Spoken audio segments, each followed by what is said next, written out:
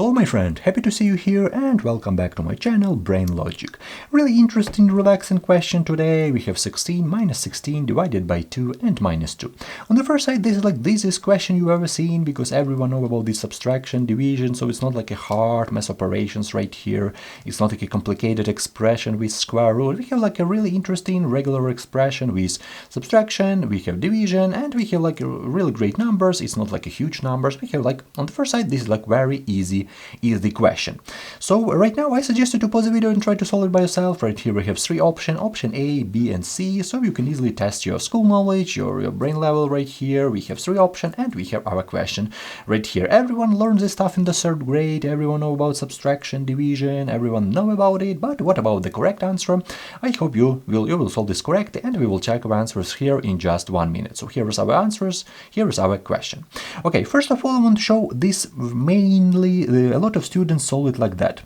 We have 16 minus 16 divided by 2 and minus 2. So one part of students solve it like that. They don't know about order of operation, they think that they can do everything in math, they can jump from left to right, they can start subtraction then division. So one part of students solve it like that. This is the main solution, the most popular solution I've ever seen, because they have, okay, right here we have 16 minus 16 from left to right, let's go, we have 16 minus 16 equal to 0, and we still have this division, we have the 0 divided by 2 and minus 2. So right now we go once more from left to right. So we have 0 divided by 2, which is equal to 0. And we have this minus 2, 0 minus 2 equal to minus 2. And we have this option, this is option B. And I want to say that this is the most popular solution I've ever seen because a lot of students solve it like that. They go from left to right and they don't care about order of operation. But in math, we need to find one and the correct answer. We cannot like go from division, then subtraction, then firstly subtraction, then division, then this subtraction. So a lot of combination, and obviously whatever order of operation we select is going to create a different answer, right? So we need to understand what is the correct order to do this problem, and then we will have like one and correct answer. So I leave this solution right here, and right now we need to understand what is the correct order to do this problem. And for this question I have this PMDMC order of operation. This is the most popular order of operation in the world. All the internet libraries, scientific graphing calculator works according to PMDMC, but I respect every order of operation. For example, BODMAS, I respect it, but let's solve it according to PMDMC. And I want to say that in this case, doesn't matter what order of operation you select, we will have like the same and the correct answer every time and whatever order of operation you select. Okay, this PMDMC works from the top to the bottom. This is the first really important step. So let's rewrite this question and we will check with this minus 2. Maybe we'll have the same answer, I don't know exactly, but we have this question. So 16 minus 16 divided by 2 and minus 2. So here is our question and let's go through the steps real quick.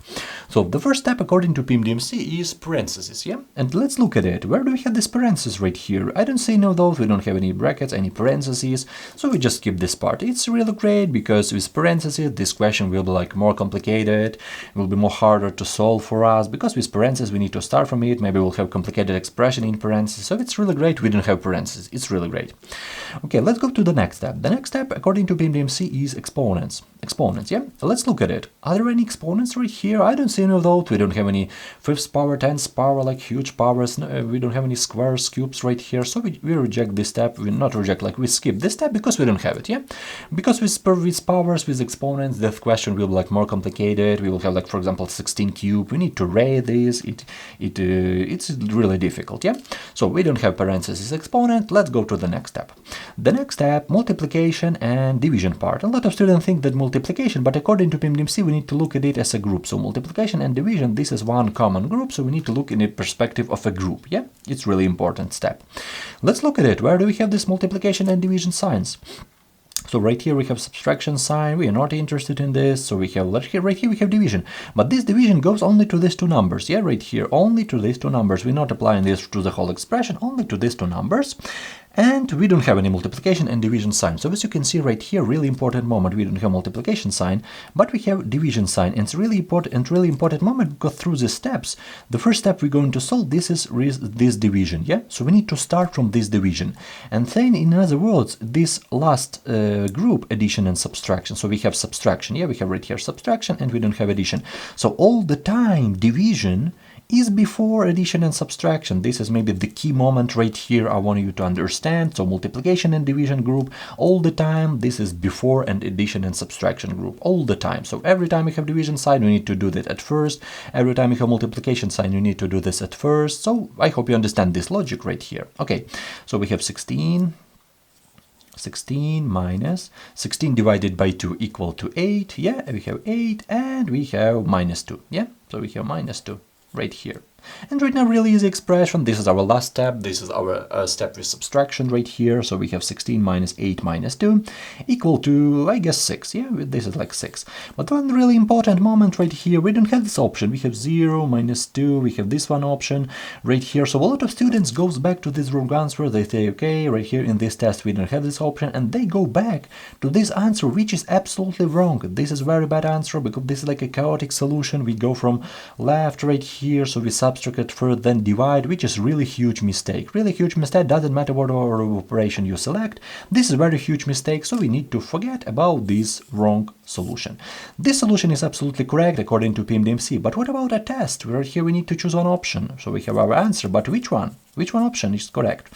0, of course, is not the same as 6 right here. Minus 2 is not the same, but 3 factorial. This is a very tricky moment because a lot of students need to know, need to understand that 3 factorial equal to 1 times 2 times 3 equal to 6. So 3 factorial, this is the same as 6 right here, so we need to know it, and this is option C. So 3 factorial, this is the same as 6. But to this question, correct answer is 6. This is not 3 factorial a correct answer to this question exactly, yeah? So I hope you understand my explanation, I hope you understand this solution, and I hope you understand this key moment right here, which is the first step, which is our last step. This is really important. So I hope your answer is the same as mine, but definitely don't feel bad if you get this wrong. I wish you all the best in your mathematical adventures. Thank you for your time and have a great day.